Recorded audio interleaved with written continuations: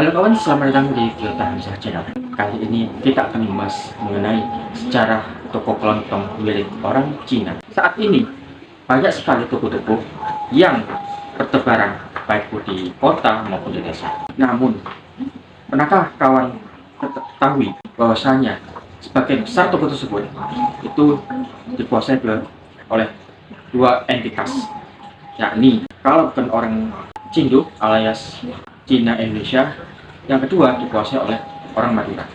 Saat ini kita akan membahas mengenai toko yang dimiliki oleh Cina. Dalam sejarahnya, orang-orang Cina itu datang ke Nusantara sudah lama sekali, dari zaman Majapahit, bahkan lebih tua lagi, hingga masa kolonial Hindia Belanda. Mereka menjadi pedagang yang bisa dibilang ulet dan juga dapat diandalkan. Bahkan di masa Majapahit ada orang-orang khusus yang berasal dari orang Cina yang memegang pelabuhan, memegang istilahnya itu perdagangan. Seakan-akan mereka lah yang mampu mengelola. Apakah itu salah? Enggak. Bisa dibilang itu adalah salah satu kemampuan alami yang dimiliki oleh para pedagang Cina. Dibandingkan dengan orang Jawa itu sendiri yang cocoknya itu di bidang administrasi, orang-orang Cina mampu beradaptasi baik dengan semua orang, entah itu dari Jawa, Madura, dari Minang, atau mana saja, mereka bisa beradaptasi. Dan yang uniknya adalah orang-orang Cina itu selain mempelajari budayanya sendiri, dia juga mempelajari budaya masyarakat setempat. Sehingga banyak sekali orang Cina yang generasi awal itu mampu berbahasa daerah, entah itu bahasa Sulawesi, bahasa Jawa, bahasa Sunda, bahkan bahasa-bahasa lain seperti bahasa Arab dan juga bahasa Belanda. Berbicara tentang bahasa Belanda di masa kolonial, orang-orang Cina lah yang menjadi perantara antara pribumi dengan orang Eropa, khususnya orang Belanda. Orang Belanda itu lebih suka berkomunikasi kepada kepalanya daripada kepada rakyatnya. Kita lihat, mulai dari kedatangan pertama kali mereka ke Belanda, yang ditemui adalah pejabatnya. Di Maluku juga kepalanya atau raja. Di Jawa juga sama. Bahkan VOC pun yang mereka datangi adalah raja-rajanya, para sultan. Nah, bagaimana untuk menyampaikan pesan mereka kepada bawahannya?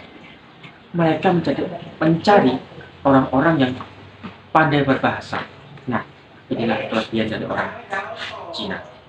Orang-orang Cina bisa beradaptasi dengan berbagai bahasa, dan dari situlah awal dari, bisa dibilang, kesenjangan sosial di masa kolonial Belanda. Orang-orang Belanda mempercayakan administrasi itu kepada orang Cina, sedangkan untuk para pejabatnya itu mendapatkan posisi yang lebih tinggi daripada orang Cina, tapi tidak lebih tinggi dari orang Eropa. Sedangkan kita seperti orang masyarakat kelas bawah, ya biasa diambil pajak yang tinggi, disuruh kerja keras yang sangat keras sekali, dan banyak sebagainya. Nah, mungkin inilah yang menyebabkan mengapa ada sentimen antara orang pribumi dengan orang Cina. Padahal di masa dahulu orang Cina dan juga orang pribumi itu saling bahu membantu, saling bekerjasama. Mulai dari geger pecinan, terus masa-masa kebangkitan, terus era proklamasi kemerdekaan Indonesia, orang-orang Cina menjadi orang yang mensuplai bantuan kepada perjuangan Indonesia. Bahkan mereka rela melepaskan warga negaraan mereka yang berasal dari Cina menjadi warga Indonesia. Sayangnya, politik itu tidak berkawan. Dia berpihak kepada yang berkuasa, tidak terkecuali orang-orang Cina, di mana mereka menjadi korban politik. Di era Orde Baru, mereka dilarang untuk memegang jabatan penting baik itu di instansi pemerintahan, pertahanan, dan kawan sebagainya. Cuma mereka diberi satu saja, yaitu bidang informal. Salah satunya adalah berdagang. Dari berdagang itulah mereka mulai membangun kesejahteraan mereka. Dan itulah yang menjadi stereotip bahwasanya orang Cina itu rata-rata kaya, rata-rata punya toko. Padahal mereka terpaksa membuka toko agar bisa bertahan hidup dari berbagai tekanan yang ada di masa itu. Bahkan orang Cina itu sendiri tidak boleh menggunakan nama Cina mereka. Harus ditranslasikan menjadi bahasa yang lebih umumi. Contohnya saja, yang marganya Lin jadinya Limawan, warganya Go jadi Gozali. Terus banyak sekali. Walaupun itu bisa menjadi istilahnya itu akulturasi yang bagus, tapi caranya kadang sedikit ekstrim sih. Nah, kembali ke pembahasan toko kelontong. Karena mereka dilarang memiliki usaha selain dari toko, mereka berusaha mengembangkannya, baik dari kualitasnya, mereka menjaga layanannya.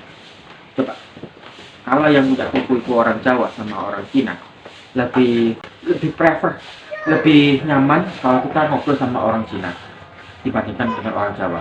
Kalau orang Jawa kadang barangnya sudah mahal, suka dicelatui. Celatui itu kayak dimarahi lah. Dan istilahnya itu kadang barangnya ya itu saja.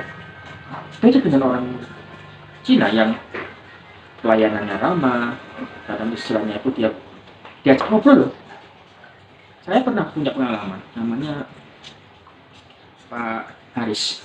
Dia orang Cina tapi ngerti loh tentang pewayangan, tentang weton, tentang istilahnya yang bisa dibilang itu budaya Jawa, tapi dia mengetahuinya sebelum orangnya gak ada karena COVID. Nah, itulah dari pelayanan itu saja kita bisa tahu mengapa orang Cina itu bisa bertahan dari zaman dahulu sampai zaman sekarang, yakni mereka mengutamakan pelayanan. Gak apa-apa, mereka batinya sedikit, itu keuntungannya marginnya sedikit, tetapi selama yang beli kontinu banyak dan di tempat dia terus, gak masalah. Justru lebih banyak keuntungannya dari situ. Dia menggali pendapatan dari jumlah masa, karena dia semakin banyak yang beli ke sana, keuntungannya dari situ, daripada harus mengambil margin yang sangat besar tapi gak laku-laku. Hal itu juga yang juga diterapkan oleh orang-orang Madura. Tapi untuk orang Cina itu beda sendiri.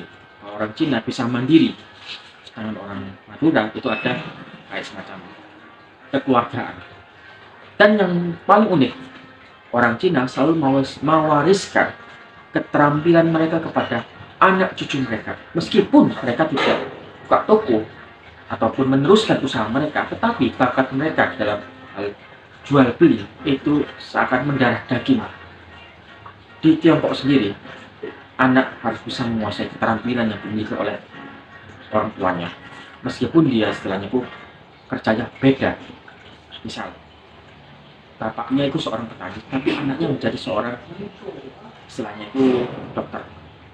Tapi ketika dia jadi dokter, ketika dia disuruh bertani, dia masih bisa. Makanya di masa Mao Zedong, semua orang dikerahkan untuk menjadi petani, karena mereka tahu si Mao itu masyarakatnya rata-rata begini. Nah, itu alasannya. Mungkin itu saja yang bisa saya sampaikan. Mohon maaf jika ada salah kata